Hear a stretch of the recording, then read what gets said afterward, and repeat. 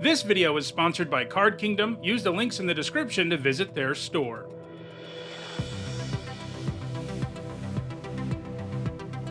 Hi everyone, I'm Nita Hone, and it's Saturday. That means it's time for Nita Notes, my weekly vlog series about limited magic. We are in the early days of Tarkir Dragonstorm Limited, but we do have enough data now for me to feel fairly certain about some cards that I got wrong in the format. And in this video, we'll talk about some of those cards. I'll talk about why I got them wrong. It's always useful to, talk about card evaluation and where you go wrong. It's never possible to get everything right about a limited format. And I think, just talking about that is itself a useful exercise. But also it gives me a lens through which to talk about the format, what's working and what's not working. So let's go ahead and get started. And the first thing I want to say is that, last week I did my video on my early impressions of the format. In it, I said the color pairs, especially the enemy color pairs, the main ones, are fairly balanced. But Boros is the worst, is what I said. And the first part of that sentence, I think, does remain true. The color pairs in this set are more balanced than we've seen in just about any set in recent memory. There's not any, especially among the enemy colored pairs, the main ones in the set, that are unplayable or even remotely close to unplayable. Things are pretty balanced. However, Boros is actually at the top. So, and if any of them are unbalanced, it is Boros. It has a win rate around 60%, and the others are hovering between 55 and 57. So, that shows you the shortcomings, of just basing your feelings about a format entirely on your own experience. Because I had done 15 drafts by last week, and I hadn't really seen... I'd been run over by Boros decks and stuff, for sure, but I hadn't really been, crazy impressed with them. But it turns out it's the best color pair. So there's one thing I got wrong. Just between last week and today, we've got Boros is actually the best color pair. There's one thing I got wrong for you. Now, let's dive in with a look at some individual cards that I got wrong. I have to say, honestly, for the most part, this might be the set where I did the best in a long time. There's still stuff I was wrong about. There's always going to be. But in terms of, earmarking the best commons, the biggest bombs, things like that, there isn't that much I whiffed on entirely. There's some cases where I was a little higher or a little lower on a certain card, but there's not anywhere that many where I whiffed entirely. We'll see a few where I whiffed. So that's sort of interesting, I think, overall. I don't know if it means this set is more straightforward than most. Honestly, it kind of feels like it is in some ways, where cards on paper looked about as good as they turned out to be overall. But there are still some cards I got wrong. I think I'm talking about 10 in this particular video, all of which I got significantly wrong, even in a set where I did pretty well. So let's go ahead and dive in with a look at these cards. And I think I also did pretty well with the best uncommons overall. However, here's one big example where I wasn't right, and that is 100 Battle Veteran. So I give this thing a B, and I can see why I did. 4 mana, 4/2 that you can cast once from your graveyard. If you told me that was a card in a set, pretty much any set, I'd say, okay, I'm playing that card. And then it has even more upside than that, right? Because it has, the finality counter. And if you have 2 other counters around, it's a 6/6. But it turns out the bad stat line does hold it back a lot. This card has a 50% win rate, and that's worse than it sounds. The average win rate on 17 lands for this format is 55% flat right now. So it might not sound like a lot, 5%, but it's pretty massive. It means... if a card is well below that watermark, it means it is a below average card, a card you're hoping you don't play. And if you're all the way at 50%, we're talking about a card that's just an F. I've talked about this before when I've done reevaluations where people say, how can it be an F? It does something. And it's true, it does do something. But in today's limited formats, there are only so many Mox Jaspers and stuff that are obvious Fs, right? Those don't do anything. We have those kind of cards still, but there's not very many of them. And when you look at the data for a card, and it has a win rate this astronomically low, as one of the lowest win rates of any card in the format, especially at uncommon, it is an F, because playing this card instead of something else, or picking this card instead of something else, is hurting your win rate. So for me, this is an F, even though, yeah, it's a 4 mana 4/2 that you can cast twice. However, The bad stat line is a real problem. I mean, there are 1-drops in the format that can easily attack into this, and even though you can cast it again later, early in the format when I was playing it, I'd be like, well, I can cast it, I guess, but my opponent has a bunch of creatures that I can't block. Like the 2-mana 2/1 that has first strike when it's attacking. Like, that card is just a nightmare against 100 Battle Veteran, and it's really sad when a solid common is this good against a card that I thought was going to be, one of Black's best uncommons, when in reality it's pretty much unplayable. So bad stat lines do matter, even when you can cast a card twice, especially in a format that's reasonably aggressive. I wouldn't say it's an all-out aggressive format. Simic and Golgari can do their grindy things, but you have to be built the right way to do it. And the right way to do it is not playing a 4-mana 4/2. So, that's why stuff like the Veteran doesn't really work out that well. So this is one I missed on. It might be, I think it's the card I missed on the hardest. I mean, giving it a B and it being an F is that's a massive chasm. So, wrong about that card in a big way. It's definitely not Black's best uncommon. So next, let's look at a couple of commons that I got wrong. One of them is Dispelling Exhale. So it was easy to tell all the Exhales were solid or better in Limited, and most of them are the best commons in the set. And this is one of them, in their respective colors. The white one's the one that's a little behind the curve, but it's still fine. But this one is better than I expected. Lately, it just seems like the 2-mana counterspells they've been giving us have all been a little bit better than I expected them to be. I didn't like the base form of this that much. I give this a C, by the way. I didn't like the base form of it that much because if you don't have a dragon around, it ends up not really staying relevant in the later stages of the game very often. And drawing a card that's reactive is itself kind of not where you want to be a lot of times in a lot of limited formats. But there's a few things going on here that make it better. One of them is that the base form isn't what you get all that often. Usually your opponent, well, maybe not usually, but I don't know, 45% of the time it feels like you have to pay 4 for this because you either have a dragon in your hand or you have one in play. Like most decks, that was one thing about the format I said going into it. Most decks are going to have at least 3 dragons, and I think maybe the number's more 3.5 is the average, so it's maybe even a little higher than I expected. So cards like this end up being even a little bit better. All the Exhales are a little bit better than I thought they would be, and I thought they'd all be pretty good. But also, one of the best things you can do against the aggressive decks in the format, instead of playing out a 2-drop, one that they can use a trick to punch through or one that you can't block, one that you can't use to block against their better 2-drop that has first strike or whatever, is to just counter their 2-drop or their 3-drop. Don't let it ever hit the battlefield, and that ends up being way better usually, because if they get bodies on the battlefield and you try to trade, you're taking damage from mobilized tokens, or the thing has menace and you can't block it, or has first strike and you can't block it.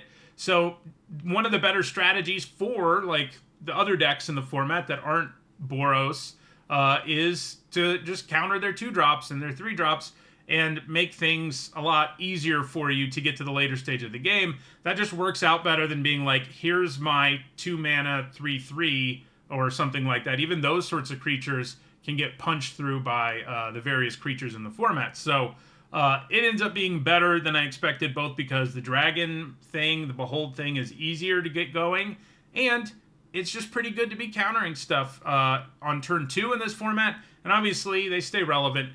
This stays relevant into the later stages of the game, too. Basically, all the counter spells in this particular set are pretty good. I actually thought the X one was going to be better than this one. It's not, but it's pretty good. And then the 4-mana bounce spell, which I was pretty high on going into the set, that also has negate, as one of the options. All 3 of those blue cards are pretty good. This is the one, though, where I think I was wrong. It has a 58.6% win rate. I gave it a C, and I think it's a borderline B-. It's that good of a common. Let's look at a common I missed in the opposite direction. Adorned Crocodile. So I gave this a C+ in the set review, and I don't think, going back and looking at that card, I don't think that's insane. I saw 5-mana 5/3 make a 2/2 when it dies, and felt fine about that. And then you throw in the graveyard value. I thought the fact that you can make it leave the graveyard, and the fact that it put a counter on something, sort of hitting a couple different synergy points in Sultai, would be enough, coupled with the fact that you get 2 bodies out of it, for it to be pretty good. But it kind of has the same problem as 100 Battle Veteran, where, like, a 5-mana 5/3, even one that makes a 2/2 when it dies, not great at blocking some of even the smaller creatures in the format, and that is problematic. Throw in the fact that, like, there's a few exile spells at common, like the Oblivion Ring in this set, which can just, exile this for 3, which feels absolutely devastating against decks like, the Mardu decks, Boros, and such. Those are pretty big problems when there's exile removal, enough of it at lower rarities to really punish this card. And because it's so expensive, spending even 5 mana for, like, Narset's removal spell that does 5, exiles it, and then gives him back mana, like, even that feels pretty great, because you just turn off all the extra value, and maybe you even get to play a spell with the mana you get back. So it lines up poorly against this format's creatures, and it lines up poorly against this format's removal. And that's a recipe for a card that I thought was going to be one of Black's better commons. I didn't think it was going to be the best, but I thought it was, like, in the conversation for top 3. That's basically what a C+ means for a common, but it's more like a D. Like, it's not a disaster to play, not a complete disaster anyway. And when you don't run into Boros decks, it's pretty good. Well, maybe not pretty good, but it's solid. But against them, it's terrible, and that's the essence of what Adorned Crocodile's problem is. Let's look at another one I missed on because I overrated it, and that is Trade Route Envoy, which I thought was going to be Green's best common, potentially. I can see what I was thinking at the time, and it just turns out the way the format works, I was wrong. And that's the case with Trade Route Envoy. So I envision this drawing you cards, like, a lot more often than it does on average. And if this were 4 mana, 4/3, draw a card, sort of, there's the camel in the set that's amazing, that's like the baseline usually. But this makes you jump through an extra hoop, and when you get it as a 5/4, like, that's not bad. But again, part of what makes Boros so good is they have such good efficient removal spells. Freaking Molten Exhale punishes basically everything that costs 4 more and has 4 toughness or less. That's what you end up with here. If you're not drawing a card with it, they can just kill it for 2 mana, play a 2-drop with haste, and attack you. And that's a pretty big problem. Just 5 mana, generic 5/4 isn't that good. And, this card's not a disaster, but I gave it a B- in the set review, and it's more like a C- with its 53.2% win rate. And if you wanted to give it a D, I would probably let you. Part of the problem is, like, the best Golgari decks I've had aren't that into counters either. It doesn't help that they gave you an understated Signpost uncommon in the 3 mana 3/2, which I wasn't high on in the set review. And a lot of the counter payoffs don't really get there. So you end up not really drawing a card with this as much as you'd think. It does feel good when you do, but you'd much rather it just always draw you a card than ever do the thing where it gets a counter. So it's definitely not one of Green's best commons. It's an okay common that you can play when you have a lot of counters. But that's basically all it is. It's like a filler, lower level filler card in the format, which is pretty crazy when you look at it. So let's look at another uncommon, another one that I thought was going to be like one of the best uncommons maybe in the set, and certainly in its color, and that is Inspirited Vanguard. And you're noticing kind of a theme here, with these commons that have underperformed. They're 4 or 5 mana, and I think that tells you a lot. Like, you need your 4 and 5 mana cards to be more impressive than these, generally speaking. And in Spirited Vanguard, it has a 55.1% win rate, so it's solid, it's a C. There's nothing wrong with playing it, but for me, who thought it was going to be this amazing card, because I envisioned it, making a token most of the time, but if I looked at my opponent's board and they had something that wasn't going to be able to block a 7/6 on the next turn, well, I just do counters twice, and then start making tokens from there, and just have a good time from that point forward. But by the time you spend 5 on this, you're almost always making the token, and then you're almost never attacking. And that basically makes this 5 mana for a 3/2 and a 2/2, which is perfectly solid. But part of what I thought was going to make it even better was that you'd be able to run away with the game with it sometimes, instead of it just being a card that, like, fills out your curve, helps you survive another couple of turns because of the bodies you got and stuff like that. So, you know, it's a C. It's cool that it has an enters or attack trigger. It's a cool design for Endure, but it's just an okay card, not a great one. All right, let's look at another uncommon, one where I missed in the other direction, and that is Fresh Start. So I've been wrong about a couple of these kinds of effects lately. We had the 1 blue mana, make a creature into a 0/2 in Duskmourn, which I give a D. Turned out it was like a C+, maybe even a B-, partly because of the enchantment synergies in the format. We've seen a couple of these effects since then, and they ended up being bad, as I expected. But this one is better than most of them. You know, I gave it a D+ in the set review. A lot of these kinds of effects, that's what they end up being, because they don't remove a creature entirely. Even when you use a card like this and take away all the abilities and its power is probably below 0, you don't outright get a whole card worth of value. I mean, that creature can just block the rest of the game if it had really high toughness, for example, or they can sack it for value, things like that.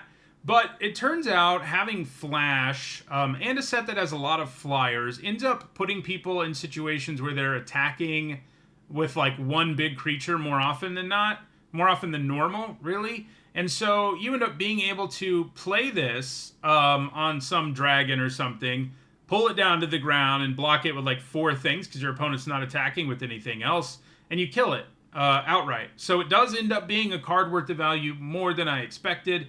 There are games where it underperforms. Like, I think I've put it on, like, you know, a 5/4 before, and I have this annoying 0/4 in the way the rest of the game. And in those games, it does not feel amazing. But that's kind of the fail case, and I still dealt with, like, a 5/4 flyer. You know what I mean? So it does enough. It isn't Blue's best uncommon or anything. It has a win rate of 57.9%, but I give it a D+, and it's more like a C+. Like, I'll play a couple of these in like all of my blue decks in the format and be reasonably happy with it overall. So, you know, the Flash plus the taking away abilities plus the huge drop in power. Like, even when a creature has counters on it, you often have it at 0 power because -5, -0 is so much. So, I mean, it feels the best when you can fully kill the thing, which does line up reasonably often. But the fail case is acceptable, and those two things being true, make it a solid blue uncommon and not one that you play out of desperation. One that you're reasonably happy to pick up, especially like 7th or 8th pick. All right, let's look at a couple of rares now. One that I missed on in each direction. Anafenza Unyielding Lineage. Let's start there. I gave her an A-, so I thought she was going to be a bomb. The idea of flashing in 3 mana 2/2 first strike while you're like making a trade and then getting an Endure trigger seemed pretty good to me. I mean, it sounds good, right? But it's harder to line up than I expected. She needs other things to die on your side of the battlefield, and it's usually only worth doing when your creature trades when it's doing it. Like, if you're chumping, it's not nearly as good. Sure, it's better than not having Anafenza, but it's not that much value when you have to chump. And so lining up a trade and playing Anafenza, which in my head was going to happen all the time, you know. In some formats it does. In some formats you do frequently trade your 2-drop for their 2-drop and flash this in. Like, you know, when that lines up, it's pretty great. And she's not terrible. She has a 55.9% win rate. But I thought it was going to be like a 60-ish, you know, percent win rate. That's basically what an A- means. And it definitely doesn't get there. Then it has poor stats in a set where that matters a lot. You know, there are just a lot of creatures that can attack through it. It dies to cheap removal. Caustic Exhale can kill it for 1 mana. All of those things make Anafenza merely a slightly above average card as opposed to a low-level bomb. She doesn't turn into the value engine I expected often enough. So she's a card that I thought would be a bomb. I didn't have her on my top 10 bombs list, but she was an honorable mention, and I gave her an A- in the set review. But she didn't deserve to be there. She's just a C+. Meanwhile, there's another card that should have been on my list that didn't make it on my top 10 bombs list, and I wasn't as wildly wrong about this one as I was about Anafenza, because I gave Inevitable Defeat a B+ in my set review. It has a 61.7% win rate, which is an A. It's like the 5th or 6th highest win rate in the set. So, I thought it was going to be great, but not like one of the best cards in the set. And the reason I was a little hesitant to say this is one of the best cards in the set, this is a bomb, is it doesn't generally give you a 2-for-1. It's just like a great removal spell. And like, I put a lot of value on its ability to drain life. Like, that is a real effect. But, the more I've played against or with this card, the more it feels like you get a 2-for-1, because that just changes the race in such a big way. Like, if you're behind, it's pretty hard for you to still be behind after you exile their best non-land permanent. They lose 3 and you gain 3. Like, it's pretty hard. And that's like the hallmark of a bomb, right? When it gets cast, how do you feel afterwards, even if you were behind? And with this one, you often feel pretty good, because the life you gain, the damage you do, and the best thing they have that you kill all ends up being pretty great. Throw in the fact that there are legit counterspells in this format, and this can't be countered. Like, I was already talking about how there's 3 good counterspells, all of which can hit this card, would be able to, but it's uncounterable. So even when you're playing against blue, you don't have to worry about playing around all their obnoxious counterspells. You can just fire it off. So it ends up feeling like a 2-for-1, and, because it's an instant, sometimes they try to use a trick, and you do get a legit 2-for-1 on top of the life drain effect and the removal, but even when you don't, it ends up being way more powerful than I expected. It's an A rather than merely a B+. All right, let's look now at Dragonstorm Globe. So, with everything I've said in this video, it probably sounds like you can't really be taking turns off to play a 3-mana mana rock. And that's true to an extent. You can't take too many turns off, especially when you run into the Boros decks. But Dragonstorm Globe is pretty legit in this set. Like, it's not an amazing card, but for a guy like me who gave it a D+, and it's got a 55.8 win percentage, like, it's a solid C. That's more than we ever see on a 3-mana mana rock that can tap for mana of any color. I think maybe the last time one was around here was Strixhaven, and that was a set with like a huge ramp in the Temur colors, sort of, which is kind of a theme in Temur in this set too. But because it's a 3-color set, having fixing on this card is pretty good. And in a typical game, you get at least 1 counter out of this, and sometimes you get more. It ramps your mana. Like, it is a little scary to play this kind of card against a Boros deck on turn 3 sometimes. But it often means you're playing something huge on the next turn that stabilizes you to make up for it. Sometimes it's a dragon. But it turns out those counters are pretty easy to get. Ramping into big dragons on turn 5 and 6 is pretty common. Like, the dragons that are in the 3 colors are all pretty good, and slamming one of those on a turn earlier makes a big difference. Most of them turn the game around in a big way, whether it's the Mardu one or the one we're about to look at, which is the Temur one. Another card that I got wrong, which is Karakik Guardian. So I gave this a C+ in the set review. I didn't hate it, but I wasn't super impressed.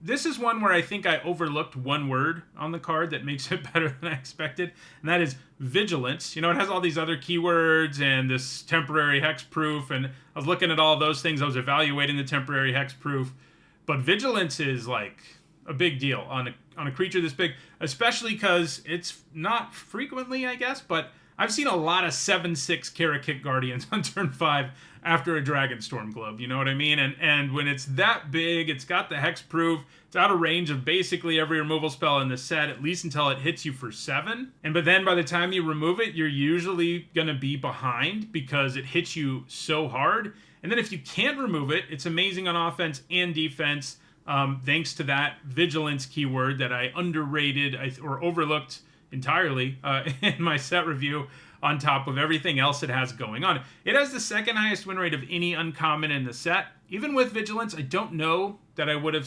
thought, I don't think I would have thought this would be the 2nd highest win rate of any uncommon in the set. But it's behind another one of those dragons, the Mardu one.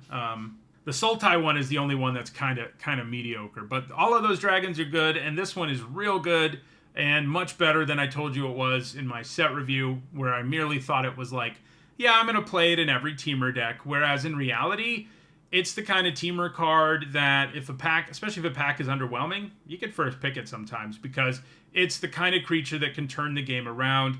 thanks to its stats. I mean, and because it has hexproof, even if your opponent has the removal, the turn you play it and then pass to them, they often just can't attack you. So you end up buying some time, like at worst, then hitting them for 6 at worst, and then they kill it.